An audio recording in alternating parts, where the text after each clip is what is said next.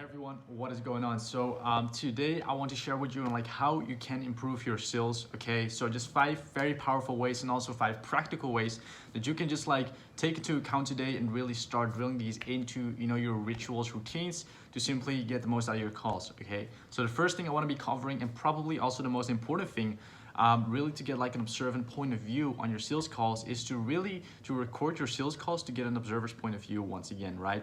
Because I also have found myself a lot of the times making kind of like emotional judgments that it was the prospect's fault that he gave me like one-liners, or that he didn't sound interested, and making irrational and emotional judgments on towards improvement on your sales calls is actually not going to improve it, right? So it's really good to actually just keep track of your calls and to keep KPIs, so the key performance indicators, so you can actually track the data and see how many wins and losses there are, and why some are won and why some are lost. And really just the way to do that is by obviously recording your sales calls, right? So the way I record my sales calls is through Zoom, but if you're doing the phone calls, right, you can actually use Tape a Call, right? I believe there's like a free trial and also like a subscription you can go ahead and just like invest into, because you're gonna make like a lot more money out of that if you just like taking feedback and decide to just take like a rational look and an observer's point of view on your sales calls to see like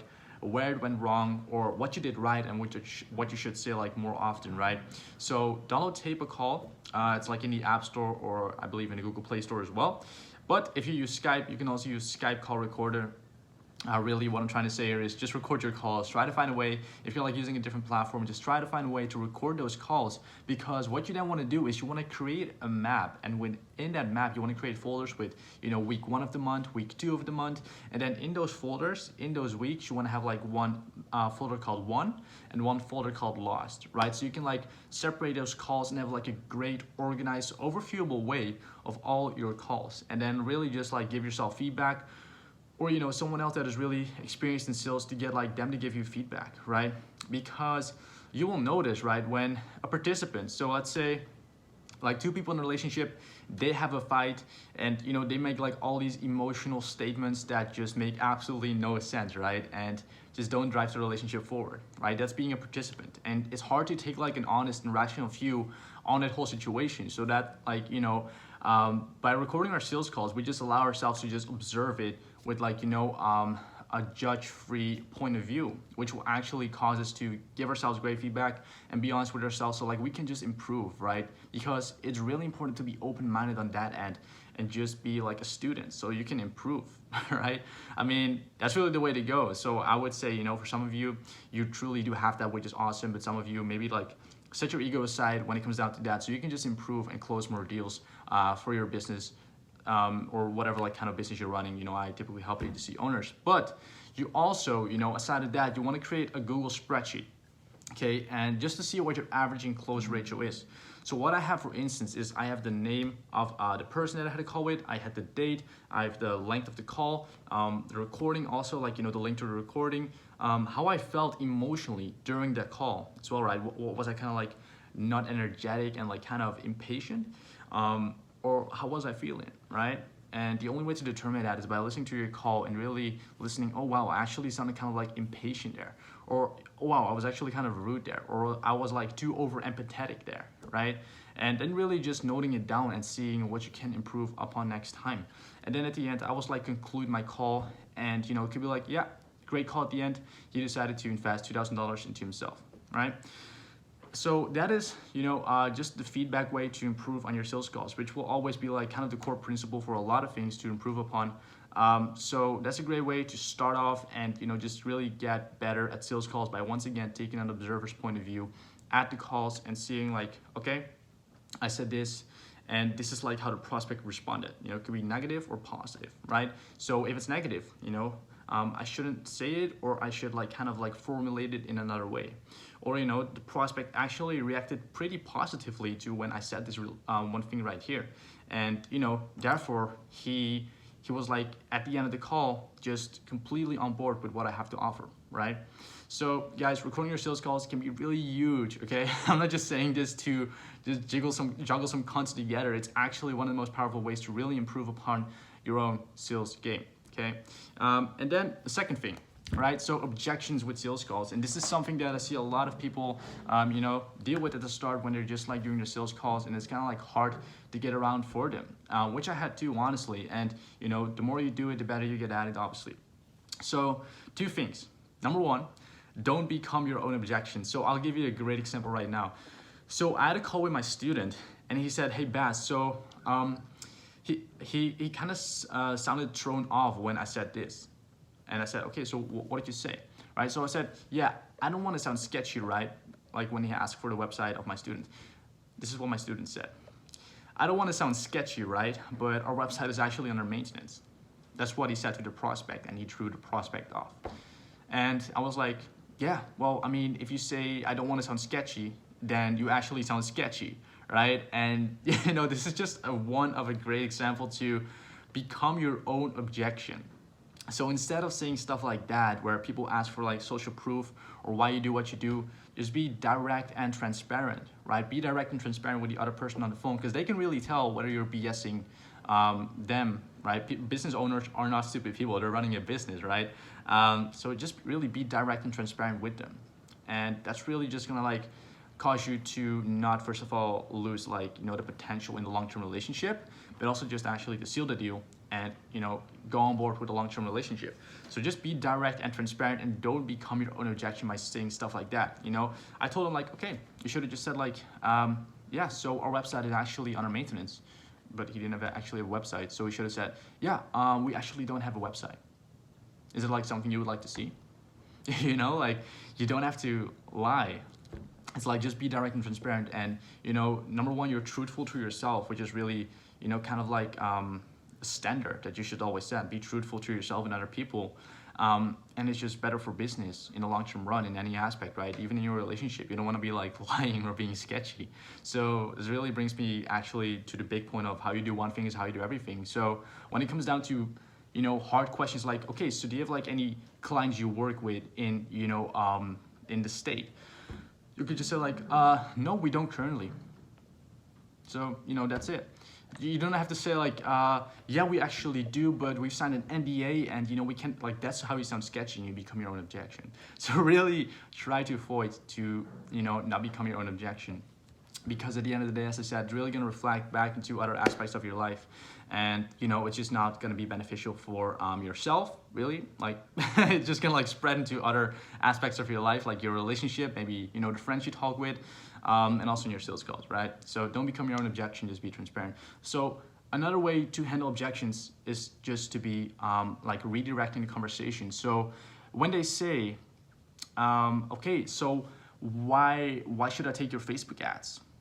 Right? I guess like that's a common objection for a lot of agency owners. So, I mean, I can just run the Facebook ads myself, right? You could just redirect back to the fact of, okay, hey, yeah, you're completely right on that end, but I mean, there's a reason you hopped on this call today, right? And I would just love to see if I can actually take that aspect out of your hands. And not only that, but even like, do what we do, then like you just disclose your service, and add on to that and just like build a long-term relationship so you can do what you do best, right? So you don't directly answer the objection, you just like kind of redirect back to whatever, right? Just kind of sounds like it makes sense. You don't want to like say random stuff. So really try to redirect the conversation, right? Just do another part of the conversation. Just really drive back in vicious loops till you get past it if you can, all right? You don't always have to directly answer the question or the statement. It's kind of a biased way to look at it, all right? Because I often don't really directly reply to whatever people are saying. I just say, oh, okay, cool.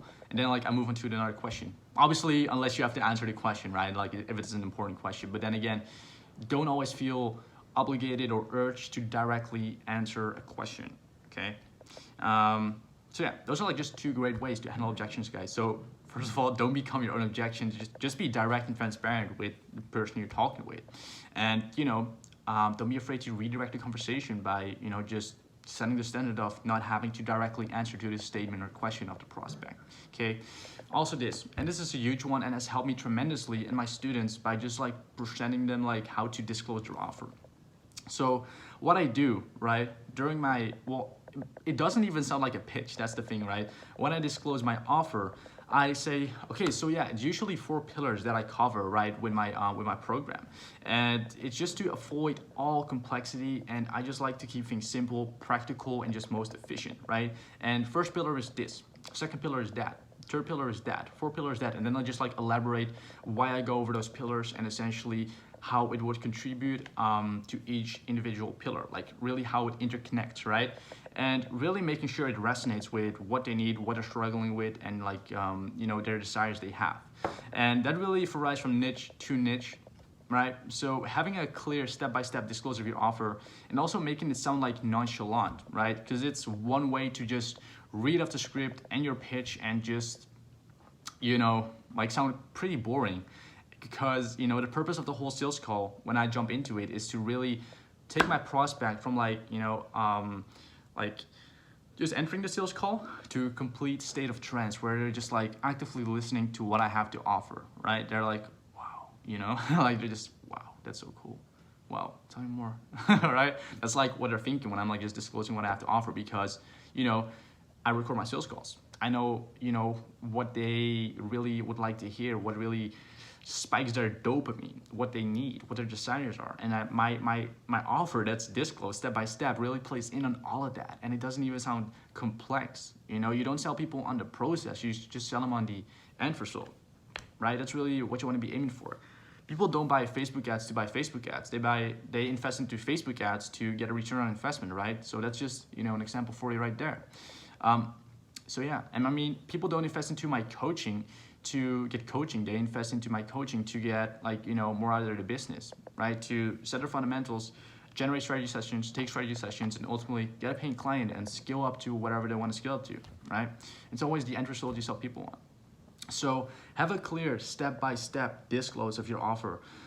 Actually, one of my YouTube videos, I give my script to everyone for free, where you can like see my pitch for plastic surgeons, right? So if you want, you can just go to my YouTube and look for the video called How to Scale Your Agency to 20K a month in 42 days, and then dash SMMA, and in the description you'll be able to find like my conversion script, and I believe if you scroll down on the second page you'll be able to find my pitch.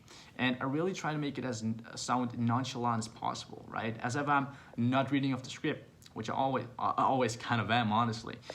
So I just, for instance, I say, yeah, so, you know, like what we actually do in the, like when it comes down to the first pillar, this is actually what we do, right? Because in a long-lasting business, this is truly important, right? And we ensure like this and this happens because of this and this. Otherwise, you're going to be conflicting with this in the long term, right? And then I also ensure like there's interactive engagement, right? So I asked them, for instance, do you feel like, you know, that's actually important? And they say yes, right? And then I say, I agree. It's just like that interactive engagement throughout like disclose of the step-by-step offer too, just so like they're not bored and just like listening, right? Because at the start, you may not be really good at this. So getting like some interactive engagement in there is, you know, just a great way to keep your prospect just like in the state of trance, right? And also just like showing you're all about practicality and transparency.